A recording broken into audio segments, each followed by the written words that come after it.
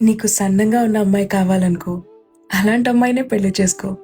లావుగా ఆర్ కర్వీగా ఉన్న అమ్మాయిని పెళ్లి చేసుకొని సన్నబడు సన్నబడు అని తన మనసుని నొప్పించకు, బాధ పెట్టుకో. నీకు కర్వీగా ఉన్న అమ్మాయి కావాలనుకో, అలాంటి అమ్మాయిని పెళ్లి చేసుకో. సన్నగా ఉన్న అమ్మాయిని పెళ్లి చేసుకుని తనని కర్వీగా ఎందుకు లేవు అని తన మనసుని బాధ పెట్టుకో. నీకు హౌస్ వైఫ్ లాంటి అమ్మాయి కావాలనుకో, అలాంటి అమ్మాయిని పెళ్లి చేసుకో.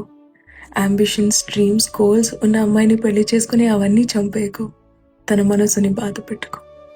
నీకు అంబిషన్స్, డ్రీమ్స్, గోల్స్ ఉన్న అమ్మాయి కావాలనుకో, అలాంటి అమ్మాయినే పెళ్లి చేసుకో. హౌస్ వైఫ్ లాంటి అమ్మాయిని పెళ్లి చేసుకుని నీకెందుకు డ్రీమ్స్, గోల్స్ లేవు, నువ్వెందుకు డబ్బులు సంపాదించట్లేదు అని తనని తక్కువగా ఫీల్ చేయించుకో, హర్ట్ చేయకు. బేసిక్లీ నీకు ఎలాంటి అమ్మాయి కావాలో సెలెక్ట్ చేసుకునే రైట్ నీకుంది. కానీ ఎవరో ఒకరిని సెలెక్ట్ చేసుకొని వాళ్ళ మీద నీ ఇష్టాలు, కోరికలు, అభిప్రాయాలు రుద్దడం ప్రేమ పేరుతో చాలా పెద్ద తప్పు. కోర్స్ బాడీ టైప్ ప్రకారం లైఫ్ పార్ట్నర్ని సెలెక్ట్ చేసుకోవడం కన్నా స్టూపిడిటీ ఇంకేది ఉండదు, బికాస్ బాడీస్ కీప్ చేంజింగ్. కానీ అట్లీస్ట్ స్టార్ట్ ఆఫ్ విత్ నీకు అట్రాక్టివ్గా అనిపించే వాళ్ళని సెలెక్ట్ చేసుకోవడంలో తప్పేం లేదు. కానీ ఆ పేరుతో వాళ్ళని హర్ట్ చేయకు, అంతే.